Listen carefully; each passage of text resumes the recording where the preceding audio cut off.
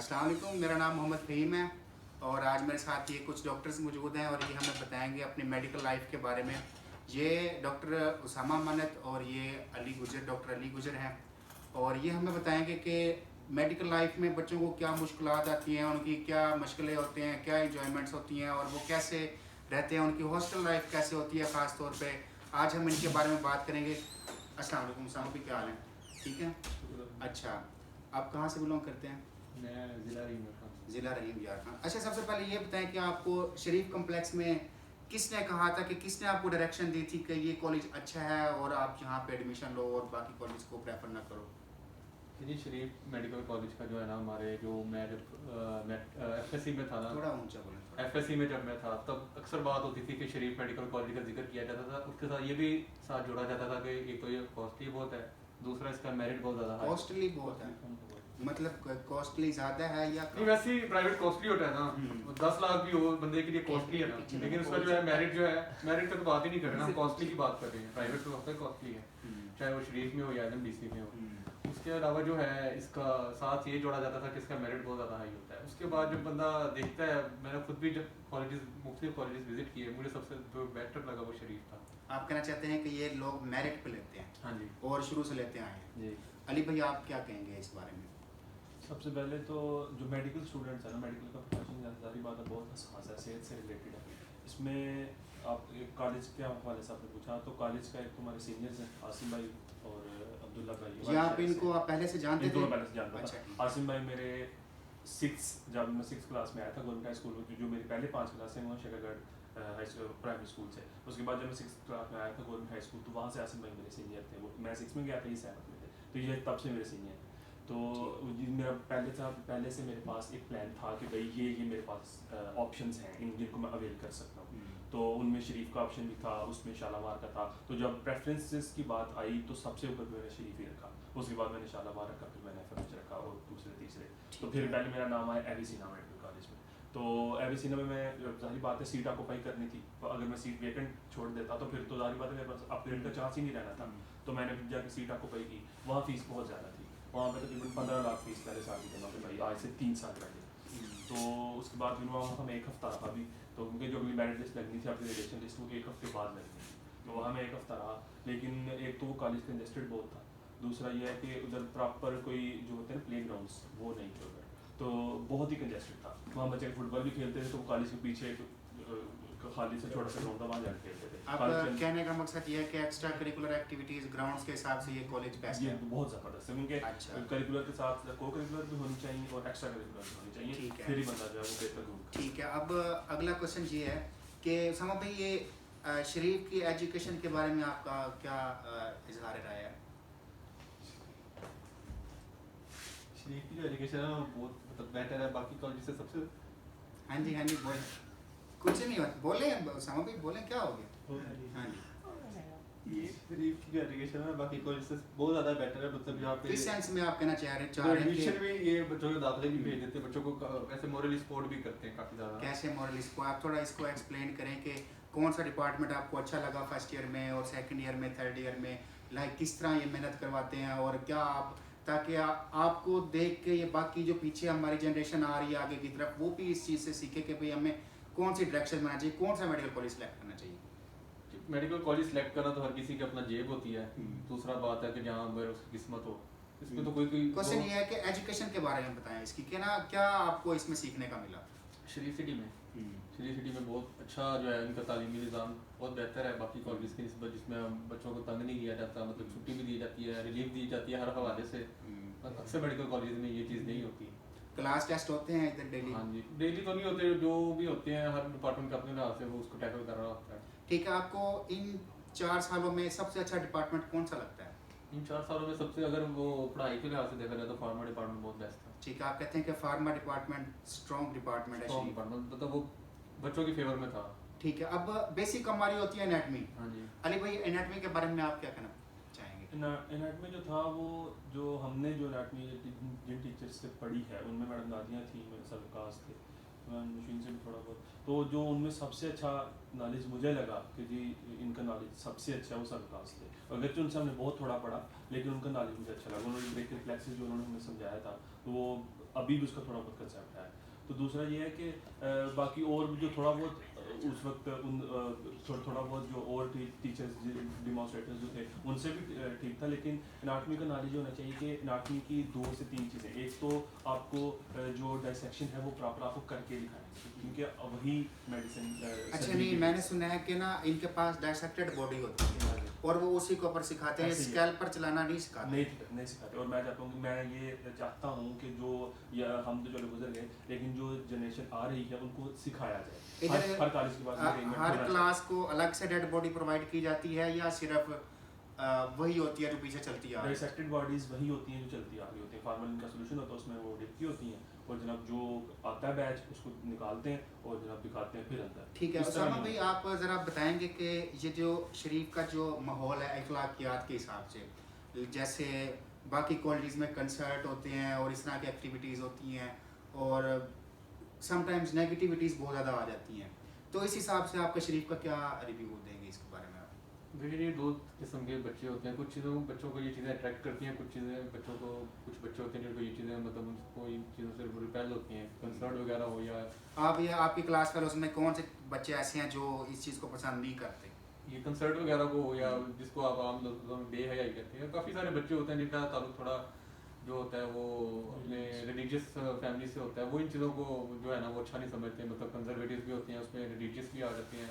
या कुछ बच्चे जो होते हैं अगर उनका जो बाकी बच्चे होते हैं वो जो थोड़े सोशली एक्टिव होते हैं या खुद को मॉडर्न चाह रहे होते हैं वो इन चीज़ों को लाइक करते हैं। अच्छा, अब कुछ कॉलेजेस हैं, लाइक मैं उधर विजिट किया था अख्तर सईद में, वहाँ पे ब्रॉड माइंडेड बच्चे थे, लाइक उनकी ड्रेसिंग इस तरह की, उनके अली भाई अब बंद कर दो थोड़ा, आवाज़ आ रही है इसके अंदर। अच्छा, लाइक उनकी ड्रेसिंग इस तरह की, उनका माहौल इस तरह का, हाँ जी। तो इस बारे में आप शरीफ के बारे में आप क्या कहना पसंद है? शरीफ वो बाकी कॉलेज से काफ़ी ज़्यादा बेहतर है, मतलब इस इधर जो है ना बाकी कॉलेज के निस्बत जो है वो इतनी ज़्यादा, एक तो इनका स्ट्रिक्ट चेक एंड बैलेंस है, ठीक है। दूसरा ये पार्टीज़ वगैरह जो बाकी कॉलेज में अक्सर होती हैं, आपने भी सुना ही होगा, उस हवाले से कॉलेज बेहतरीन है मुझे लगता है। अच्छा अली भाई, एक कॉलेज का जो बच्चों के एंटरटेनमेंट के लिए बेहतरीन जो होता है ना, वो एक एंटरटेनमेंट का पॉइंट वो या वो देखने के एंजॉयमेंट के लिए वो कैफ़े होता है, ठीक है। ठीक है। अब कैफ़े के बारे में आप क्या कहेंगे कि शरीफ के ना किस तरह के लिए?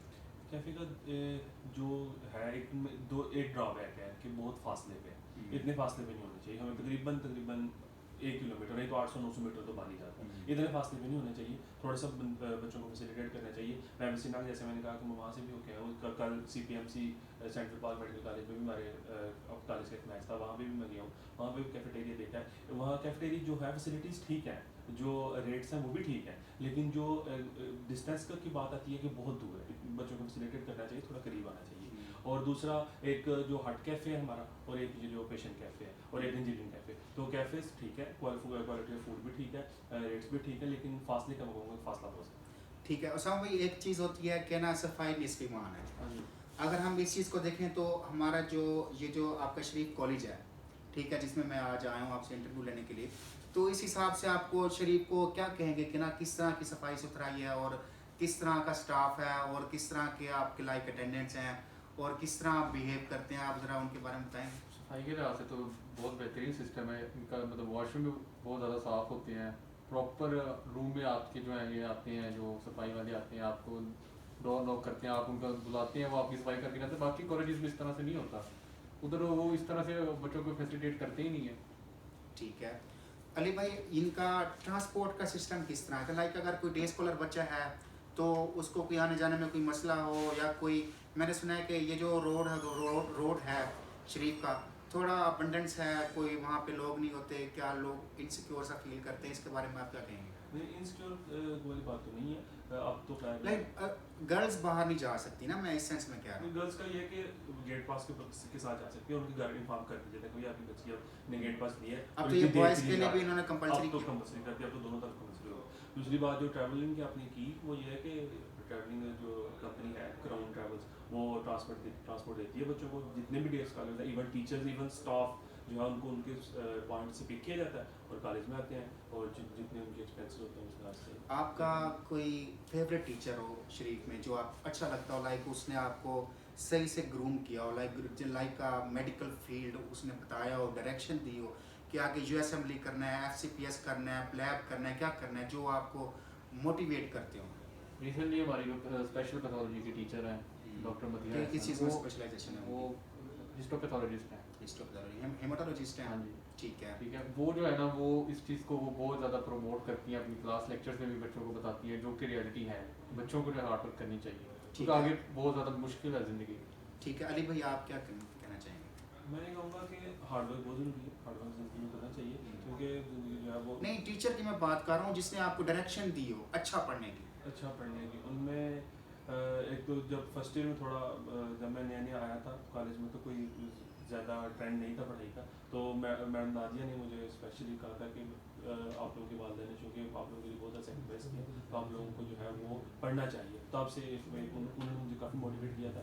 और दूसरा ये है कि थर्ड ईयर में जो फार्मा डिपार्टमेंट था उन्होंने सर सलमान ने जो है उनका जो तरीका था पढ़ाने का उसने काफ़ी ज़्यादा हेल्प किया कि जब टीचर्स हमारे लिए इतना जो है वो सेक्रीफाइस करते हैं, हमारे लिए इतनी ट्राई करते हैं, तो हमें भी उनको पे बैक करना चाहिए। ठीक है, सामा भाई आपसे क्वेश्चन ये है कि पहले एक मुनज़्ज़म निज़ाम था, एमडी कैट होता था, पूरे पंजाब का एक पेपर होता था, और पीएमडीसी के जाने के बाद हाँ जी, ये सारा सिस्टम इस तरह का हो गया है कि टैब्स पे बच्चे पेपर दे रहे हैं और किसी को मुश्किल पेपर आ रहा है, किसी को आसान आ रहा है, किसी पंजाब के बच्चे को फेडरल का पेपर आ रहा है, फेडरल के बच्चे को पंजाब का पेपर आ रहा है, और पूरे पाकिस्तान में एक मतलब डिफरेंट पेपर्स हो रहे हैं। किस तरह का होना चाहिए ये निज़ाम? ये तो हमारे तालीमी निज़ाम की कुछ खामियां हैं, कुछ क्या बहुत ज़्यादा खामियां हैं। हर जगह बच्चों ने बहुत ज़्यादा सफ़र किया है कोरोना के बाद से ऐसे कोई सूरत आप ये बताएं कि वो जो पहले टेस्ट होता था जो हम देखे आए हाँ हैं, जी, ठीक है, उसमें और इसमें क्या फ़र्क है?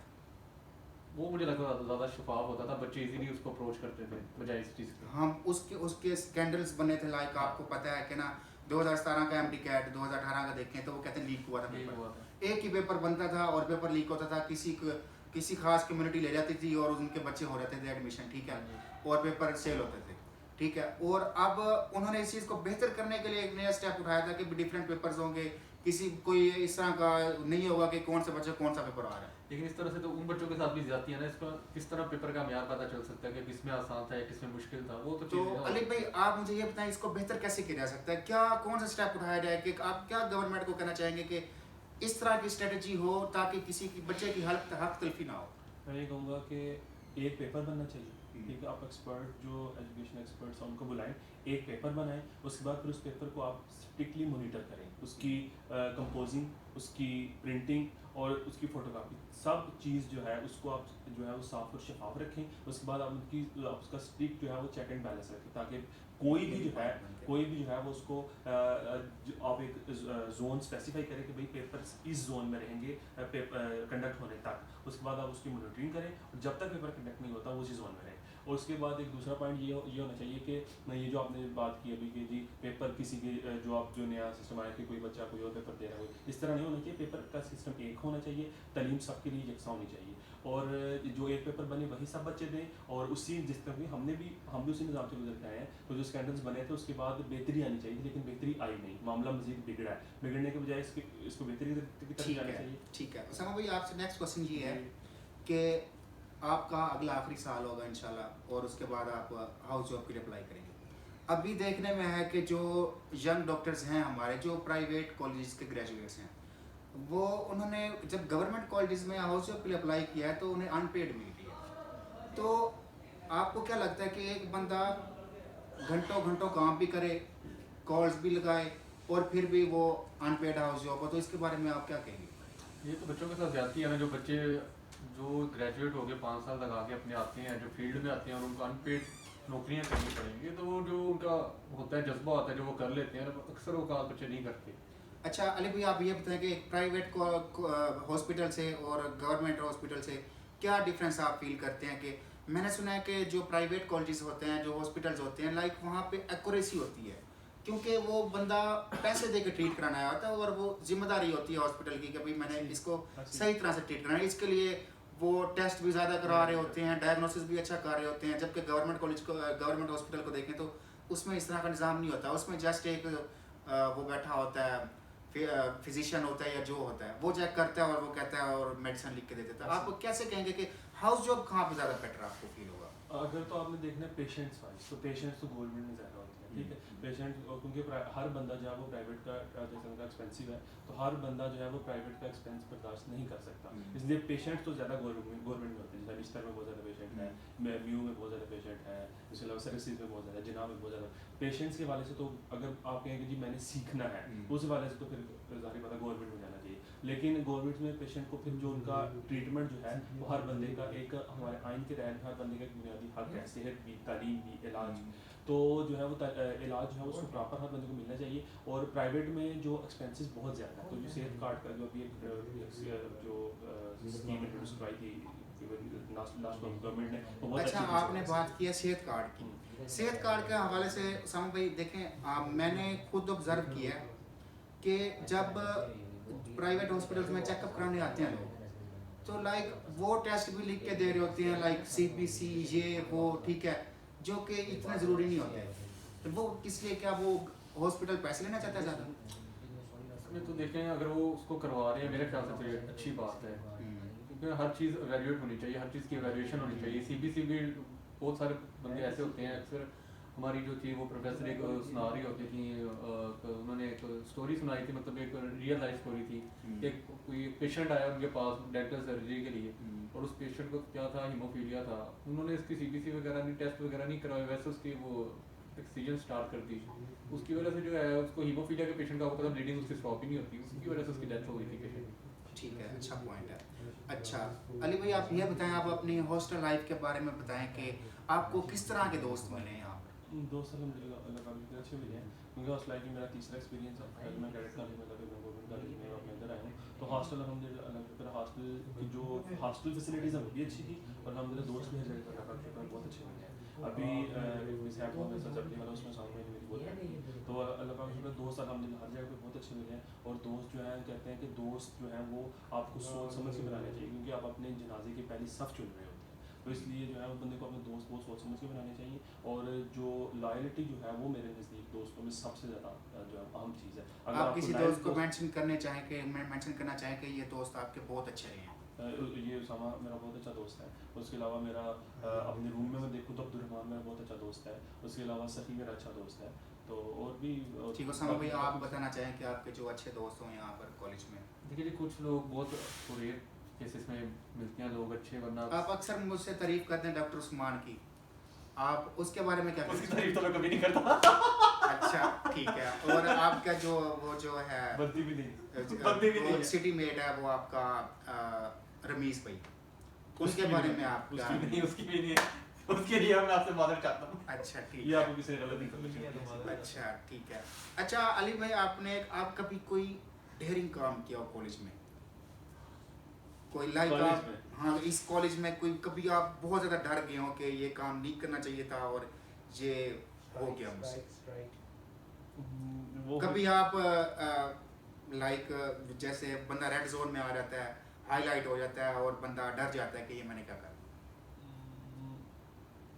ऐसा तो कभी नहीं हुआ, क्योंकि मैं काम करने से पहले उसके कॉन्सिक्वेंस मैं ज़रूर देखता हूँ कि भाई इस काम की रिकवरी हो सकती है या नहीं हो सकती है। ऐसा कोई काम ना समा भाई, आप क्या कहेंगे, इस तरह का भी काम किया हो कभी? आपको मैंने देखा था आप एक दफ़ा वो हेलीपैड के ऊपर बाइक भगा रहे थे। बाइक की थी वो। तो इस तरह के आप, मैंने सुना आपका एक दफ़ा आप गिरे भी थे, बहरिया से वापस नाली में गिरे थे। तो ये मैं क्या सुन रहा हूँ समा? तो इस बारे में आप क्या कहेंगे कि आप लाइक हॉस्टल को कभी लेट नाइट आना और कभी? देखिए ये शुरू से मेरे कुछ टीचर्स को भी शिकायत रही है, मेरे घर वालों को भी बहुत ज़्यादा शिकायत है कि यार एक मिनट चुप कर जो। हाँ जी। कुछ मेरे टीचर्स को बहुत शिकायत रही है, कुछ मेरे घर वालों को बहुत ज़्यादा शिकायत है मुझसे कि मैं बहुत ज़्यादा केयरलेस हूँ। मतलब मैं नहीं परवाह करता है, बस सर मैं आपको बताता होता हूँ, किससे बता रहा होता हूँ कि मैं गलत कर देता हूँ, नहीं कॉन्सिक्वेंसेज ये देखते हैं ना, जैसे ये बता रहे हैं, ये कोई भी एक्शन करेंगे उसके पहले कॉन्सिक्वेंसेज देखेंगे। तो मैं इस चीज़ को नहीं, मैं बस जो है वो हेलीपैड मैंने कहा यार आज यहाँ से जाना है तो जाना है, बस उसको ले गया, उसको वहाँ से पूरे वो शरीफ सिटी से घुमा के हेलीपैड से घुमा के ले उसको खड़ा कर दिया। अच्छा, आपको कभी गार्ड्स ने कभी कुछ कहा हो, कोई कंप्लेंट की हो कि ये नहीं करना चाहिए था आपको? एक दफ़ा हुआ था। अच्छा, गार्ड्स को छोड़ें, आप ये बताएं कि सिक्योरिटी कैसी है, क्योंकि ये थोड़ा दूर हो जाता है लाहौर से। मैं भाई अब बता रहा हूँ कि सेकंड ईयर का प्रॉफ चल रहा था, तो रिटर्न हो चुका था, वाइवा चल रहे थे। तो एनाटमी का वाइवा देख हम सब दोस्तों ने प्लान किया कि आज भी नाइट आउट करते हैं। तो हम क्रिकेट है, नाइट क्रिकेट ना इधर है फ्लड लाइट्स में है टूर्नामेंट ना टेप बॉल, तो हम वो 12-13 दोस्त हम चले गए। हम रात हम उधर सारी खेलते रहे, सुबह जाके हमने उधर 5 का टाइम होगा, 5-5:30 का नाश्ता किया और वापस आ गए। वापस आए तो आगे से हम, क्योंकि गलती हमसे ये हुई कि हम 5 बजे आ गए, 5 बजे भी गेट बंद था। हमने सोचा हम 12-13 बच्चे हमें किसी ने क्या कहना, हमने आके उनको कहा कि गेट खोलो। उन्होंने कहा कि भाई हमने आप लोगों को गेट पास किया था। हमने कोई गेट पास हमारे पास नहीं थे, हम 12-13 बंदे थे उस वक्त। तो उसने जनाब फ़ोन करके तो सिक्योरिटी इंचार्ज था उसको बताया, उसने आगे से जो है वो एडमिनिस्ट्रेशन के हेड को बता दिया, उसने आगे से जो है वो हमारे प्रिंसिपल को बता दिया, प्रिंसिपल ने आगे से हमें बुला लिया। तो वो हमारी जो है वो अच्छी खासी पेशी लगी, हमारे घरों में नोटिस भी गए कि जनाब आपके बच्चे जो है इनको लास्ट वार्निंग मिली। तो सिक्योरिटी ठीक है। आप ये बताएं कि ना आप मेडिकल फील्ड में आए और आप जो हैं लाइक हज़ारों में चंद एक बच्चे होते हैं जिनको ना ये शर्फ हासिल होता है कि वो मेडिकल फील्ड में है, क्रीम ऑफ द नेशन। ठीक है, क्रीम ऑफ द नेशन हो आप, ठीक है। आपको वो लोग देख रहे हैं जो ख्वाहिशमंद है, लाइक जो दिन रात एक करके इसके लिए कुर्सी के लिए लड़ रहे हैं अपनी, कि भाई हम आए इस सीट के ऊपर। तो फील्ड्स और भी बहुत हैं, ठीक है, और पैसा भी बहुत है, हर मतलब टॉप ऑफ द लाइन रहो तो हर चीज़ में पैसा है, ठीक है। आप ये बताएं कि उनको कि ना किन लोगों को आना चाहिए और किन लोगों को नहीं आना चाहिए मेडिकल फील्ड में? देखिए वो तो डिपेंड करता है ना, जो गवर्नमेंट में जिन बच्चों के एडमिशन होते हैं वो तो वैसे ही बहुत ज़्यादा हार्ड वर्किंग होते हैं, वो तो डिजर्विंग होते हैं। प्राइवेट में भी डिजर्विंग ही होते हैं अगर मेरिट पे लिए जाए। नहीं, आपने मेरा क्वेश्चन नहीं समझा कि मेहनत हर कोई कर रहा है, ठीक है। अब BS केमिस्ट्री है, BS फिजिक्स है, DVM है, फार्म डी है, इतने सारे फील्ड्स हैं, ठीक है। अब एक बच्चा कौन सा बच्चा चूज करे ये प्रोफेशन जो इसमें है? MBBS में है, जो बच्चे को जिस बच्चे को ये हो कि वो इसको बेटर तरीके से करेगा और इसमें अच्छे टॉप ऑफ रैंक इसमें एक्सेल कर ले। नहीं, आप मुझे वो गुर बताएं ना। आप मैं मुझे समझता हूँ कि जिस बंदे में पैशन है ना कि भाई मुझे डॉक्टर बनना चाहिए और मुझे इसके लिए मेहनत करनी चाहिए, उस बंदे को आना चाहिए। एक बंदे को ज़बरदस्ती सिर्फ इसलिए घुसा रहे हैं कि भाई आपके पास पैसा बहुत और आपको जाने की जगह नहीं मिल रही, ये उस बच्चे के साथ भी ज़्यादती है। आप हर बच्चे को जो है वो जो हमारे जो डेवलप्ड कंट्रीज़ हैं एशिया यूरोप के, वो यही करते हैं कि वो हर बच्चे को इंडिपेंडेंट करते हैं कि भाई आप अपना कैरियर खुद चूज़ करो। हमारे ये है कि वालिदैन जो है वो कैरियर इम्पोज करते हैं बच्चे को, भाई ये जैसे बच्चा पैदा होता है भाई तुमने ये डॉक्टर बनेगा, ये फौज में जाएगा और ये इंजीनियर बनेगा, इस तरह नहीं होना चाहिए। बच्चे को जो है वो खुद आज़ादी देनी चाहिए। ठीक है अली भाई, जब हम इस पेज से गुजर रहे थे, जब टेस्ट दे रहे थे, हमारे अंदर भी बहुत जज्बा था कि हम ये करेंगे। लाइक आज हम क्लासेस बंक कर रहे होते हैं, ठीक है, और हम क्लास में सोए होते हैं और कोई टीचर आके पढ़ा रहा है और हम वो इग्नोर कर रहे होते हैं कि पता नहीं क्या पढ़ा रहे हैं और ये वो। अब टीचर्स इस चीज़ को मेथड को इफेक्टिव बनाए या बच्चों को ठीक होना चाहिए?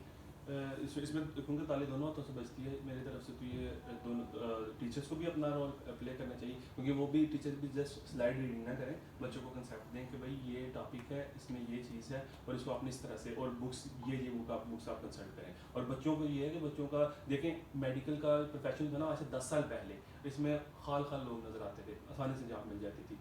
अब बहुत ज़्यादा ओवर क्राउडिंग हो चुकी है। अभी कल या परसों में हॉस्पिटल में 100 सीट्स आई थी HOs के लिए, तो 9800 बच्चे ने अप्लाई किए। तो अब यह है कि जो अच्छे डॉक्टर्स हैं वो तो फिर इसी तरह बनेंगे कि टीचर्स भी अपना रोल बेहतर तरीके से प्ले करें, बच्चे भी बेहतर तरीके से प्ले करें, और फिर ही समा भैया अब आप ये बताएं कि अब मेडिकल का स्टूडेंट किस तरह खुद को डायरेक्शन में रख सकता है, किस तरह क्या उसे करना चाहिए डेली, क्या उसको रूटीन बनानी चाहिए कि डेली का काम डेली करे और इतना करे कि बोर भी ना हो और एंटरटेनमेंट भी साथ हो? ये तो हर किसी का अपना होता है। मोटिवेशन आपको कोई मोटिवेशनल स्पीकर नहीं दे सकता, मोटिवेशन अंदर से खुद ही आती है बंदे को। बंदा इनसाइड आउट मोटिवेशन निकालता है, खुद उसको वो अपने आप को खुद ही मोटिवेट करता है जो उसके सराउंडिंग में चीज़ें हो रही होती हैं। लाइक मैंने आपको देखा आप सिद्धू के गाने सुन रहे होते हो खुद को मोटिवेट करने के लिए, कभी करण औजला के गाने सुन रहे होते हो, क्या ये मोटिवेशन होती है? नहीं स्टेज ड्रामा। हाँ जी, हाँ, इस तरह बताए ना यार मोटिवेशन सिद्धू के गाने हाँ जी फेवरेट है आपका लाहौर आएगा आपने जाना। सिद्धू मूसेवाला है ना, मैं उस चीज बंदे को सिर्फ एक वजह से लाइक करता हूँ क्योंकि वो जिस तरह की हमारी फैमिलीज होती है ना, हमारी फैमिली बैकग्राउंड होता है, उस तरह का फैमिली से उठा हुआ बंदा है। उसके गाने के जो लिरिक्स होते हैं मुझे तो अच्छे लगते हैं, मैं तो उसको सुनता हूँ। मैं एक दो को सुनता हूँ बस, उसके अलावा मैं ज्यादा पंजाबी और ये करण औजला से क्या तकलीफ है आपको? वो इसके हाँ, उसका भी थोड़ा बताए ना कि उसके गाने भी मैं खुद सुनता हूँ। फैन जो होता है ना वो एक बंदे का फैन होता है, हर बंदे का फैन नहीं होता। जो सिद्धू का फैन होगा वो करण का फैन नहीं हो सकता, क्योंकि सिद्धू और करण की आपस में नहीं बनती। अली भाई इनकी मोटिवेशन तो सिद्धू है, ठीक है, अब आप बताएं कि ना आपकी मोटिवेशन। मैं असल में सिंगिंग को मुझे बहुत ज़्यादा शौक तो नहीं है, लेकिन पहले जब मैं तकरीबन 7वीं 8वीं में था तब मैं अब्रार के गाने बहुत शौक से सुनता था। कोई आपको गाना आता हो अब्रार का, थोड़ा हमें सुनाना चाहें? उसका है एक वो मुझे गाना था तेरे रंग रंग, तो वो मैं थोड़ा सा है हाँ, थोड़ा सा गुनगुना दें, गुनगुना दें, थोड़ा सा गुनगुना दें, ताकि ये हमारे ऑडियंस जो हैं बोर हो रहे हैं थोड़ा। मैं थोड़ा सा रिवाइंड कर लूँ। हाँ जी, रिमाइंड करना उसामा भी, आप भी थोड़ा थोड़ा सा सिद्धू का गाना सुना दे। तेरे रंग रंग तेरे रंग रंग तेरे रंग रंग तेरे रंग रंग, तूने अता किया मैंने रुला दिया, तूने फिर से दिया ना शुक्र किया ना शुक्र किया, तूने और दिया देता ही गया, मुंह मोड़ दिए दरियाओं के, मैंने हवा में उड़ना सीख लिया, मेरी अगली नजर सितारों पर, फिर भी मैं तेरे सहारों पर, तेरे रंग रंग तेरे रंग रंग तेरे रंग रंग तेरे रंग रंग, मैं क्लैपिंग होनी चाहिए अली भाई के लिए। बहुत अच्छे। उसामा भाई आप कोई गाना सुनाना पसंद करेंगे हमें? ये इन्होंने कलाम पढ़ा, ये गाना मेरे अब्रार का गाना आप सुन सकते ठीक है, कलाम में कलाम नहीं आता मेरा क्या होता है। ठीक है, अब हाँ, ठीक है। हाँ ठीक है, अब आप थोड़ा यार सुनाइए। वो जो गाने होते हैं वो सुनाने वाले नहीं है, वो तो अच्छा। थोड़ा पॉप म्यूजिक होता है। आपको शर्म नहीं आती? थोड़ा सा इस तरह ऐसी चीजें सुनते हैं कि थोड़ा सा इस तरह की गुनगुना दें जो आपको बहुत अच्छा गाना लगता हो सिद्धू कोई का। मसला नहीं, सुना दें आप। सिर्फ नाम ही बता दें चले। यार उसका एक गाना आया था जो मुझे बहुत अच्छा लगा था, वो था उसका टिबिया दा पुत। क्या उसमें क्या थीम क्या था उसका? उसका थीम ये था कि उसको इस तरह उसने पोर्ट्रेट किया कि मतलब वो एक विलेज में रहता था, विलेज से फिर उसने हार्ड वर्क किया अपना, ठीक है, उसके बाद वो जाता है कनाडा वगैरह जाता है, वहाँ पे हार्ड वर्क करता है, उसके बाद उसको 3 से 4 साल बाद वापस आता है। उसके गाने की मेन मोटिवेशन ये थी कि भाई अच्छा उसामा भाई, आप अक्सर बात करते हैं डंकी लगाने की, लाइक आप कहते हैं कि ये डंकी लगा के हम उधर चले जाएं, पैसे कमाएंगे, कहाँ आ गए हम और फंस गए हैं, ठीक है। कभी बंदा फ्रस्ट्रेट हो जाता है, बंदा अपनी फ्रस्ट्रेशन निकालता है और बताता है कि ना मैं कहाँ आ गया हूँ। लाइक जब इतनी सारी बुक्स होती हैं, बर्डन होता है, पेपर देना होता है और किसी किस्म की कोई हेल्प नहीं हो रही होती वहाँ पर, बंदा बेबस हो जाता है उस वक्त, ठीक है। इतना पढ़ के भी बंदा ये सोच रहा होता है कि मैं फेल हो जाऊँगा। तो फिर ये डंकी लगाने का क्या हिसाब आप रखते हैं कि आप क्या? यार जो डंकी होती है ना, मुझे पहली बात है डंकी का इस तरह से जो लोग जाते हैं उस चीज़ का पता ही नहीं था। हमारे गुजरात के एक हमारे रूममेट हैं अली अमीन, गंडापुरी तो नहीं है, अली अमीन है, अमीन अली, ठीक है। तो उन्होंने मुझे इस तरह उनकी फैमिलीज में बहुत सारे लोग बाइट सेटल हैं सिर्फ डंकी लगा के, तो उन्होंने मुझे बताया कि कहता कि यार डंकी होती है। मैंने क्लैपिंग होनी चाहिए थोड़ी सी। डेली काम है इस चीज का नहीं मुझे पता था कि यार ये डंकी क्या चीज होती है। उसने मुझे बताया कि यार डंकी इस तरह होती है, लोग इल्लीगल रास्तों से जाते हैं, कुछ पैदल सफर करते हैं, कुछ समुद्री रास्ते से जाते हैं, दूसरे मुल्क पहुंचते हैं, नेशनैलिटी लेते हैं, पैसे कमाते हैं, उसको अपने आप को स्टेबल करते हैं, फैमिली स्टेबल करते हैं, जो कि यहाँ पे पाकिस्तान में होती है। तो मुझे ये लगा अगर यार डंकी वैसे तो वो बंदा लगाता है जो बहुत ज्यादा बेबस हो गया। अब जो हमारी वो कम्युनिटी है जो किताबों को हाथ नहीं लगाती है एफएससी और मैट्रिक में, आपको क्या लगता है उनको डंकी लगानी चाहिए? देखिए अगर किसी के हालात इतने खराब हैं कि उसको पाकिस्तान में उसका सर्वाइवल मुश्किल हो रहा है, जैसे कि पहले पाकिस्तान में आम बंदे का भी सर्वाइवल, लेकिन आजकल डंकी लगाना तो इम्पॉसिबल सा हो गया। लाइक समंदर क्रॉस करना और गोली लग सकती है, बॉर्डर्स होते हैं। लेकिन फिर भी लोग लगाते हैं, जिन्होंने लगानी है लोग डंकियां लगाते हैं, अभी भी लगाते हैं। ठीक है अली भैया, आप जो हैं मेडिकल प्रोफेशन में आए हैं, आगे आप क्या सोचते हैं कि आप क्या किस चीज़ में स्पेशलाइजेशन करेंगे? आप सीपीएस करेंगे, यूएसएमडी करेंगे, क्या करेंगे? मैं इंशाल्लाह अल्लाह ने चाहा तो मैं सिविल सर्विसेज के एक अटैम्प्ट इंशाल्लाह लाजमी दूंगा, अल्लाह करे वहाँ हो जाए, फिर मैं इंशाल्लाह चला जाऊँगा। क्योंकि जो इस जो मेडिकल का जो प्रोफेशन है इसको मज़ीद फॉलो शायद मैं ना करूँ, या तो मैं सिविल सर्विसेज में या शायद कोई और टीचिंग की तरफ या कोई और बिजनेस या हो सकता है फॉरेन मूव कर जाऊँगा। तो इसको मज़ीद फॉलो करने का मेरा इरादा है। अब हमें वो सितारे देख रहे हैं जो इस चीज़ के ख्वाहिशमंद हैं कि हम भी डॉक्टर बने और हम भी इस फील्ड में आए, आप उनके लिए क्या मैसेज देना चाहेंगे? मैं मैसेज यही दूंगा कि भाई अपनी चॉइस जो है, आप पे प्रेशर बहुत होगा, पेरेंट्स का भी होगा, रिश्तेदारों का भी होगा अपना, लेकिन वो करें जो आपका दिल कहता है।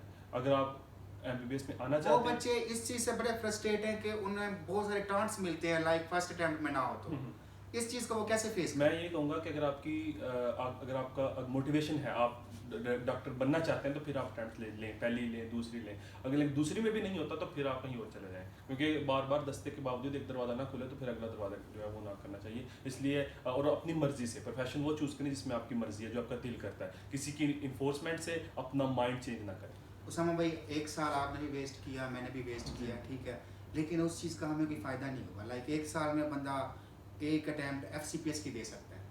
आपको क्या लगता है जो फ्रेशर है इस वक्त, ठीक है, अब वो उनको साल अगला, अगर खुदा ना खासा इस साल नहीं होता, उनको अगला साल लगाना चाहिए कि नहीं लगाना चाहिए? जो बंदे को अपना पता होता है वो कितने पानी में है, अगर वो ये चीज़ समझते हैं कि वो इस चीज़ में एक्सेल कर जाएंगे तो उनको लाजमी अपने आप को एक मौका देना चाहिए। ठीक है, अगर वो चाहते हैं, उनको ये पता होना चाहिए कि अगर बंदे को पता ही होता है कि यार उसमें एक्सेल कर जाएगा अगर उसको टाइम मिले, अगर तो उसको लगता है कि वो एक्सेल कर जाएगा, उसको एक मौका देना चाहिए, वो अपने आप को एक मौका लाजमी दे। ठीक है नाजरीन, आज का हमारा शो यहीं पे एंड हुआ चाहता है। बहुत बहुत शुक्रिया देखने के लिए, थैंक यू।